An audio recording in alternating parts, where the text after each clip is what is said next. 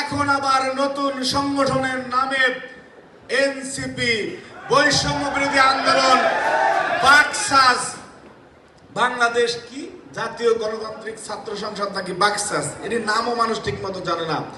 এই এই আজকে যারা বড় বড় কথা বলে, বিগত 15.5 বছরে বাংলাদেশের 3টি জাতীয় নির্বাচনে বাংলাদেশের গণমানুষের ভোটাধিকার যখন কেড়ে নেওয়া হয়েছিল, এদের মধ্যে আপনি একজনও পাবেন না যারা সেই সময়ে শেখ হাসিনার বিরুদ্ধে, খুনি হাসিনার বিরুদ্ধে কোথাও কোনো প্ল্যাটফর্মে কোনো কথা বলেছে, সামাজিক যোগাযোগ মাধ্যমে কথা বলেছে, টক শোতে কেউ কোনো কথা বলে নাই। শেখ হাসিনাকে আম্মা ডেকেছে, জাতির আম্মা ডেকেছে, শেখ হাসিনার কাছ থেকে সুবিধা নিয়েছে। আজকে 5ই আগস্ট পরবর্তী সময়ে তাদের অনেক বড় বড় আলাপ আমরা দেখতে পাই।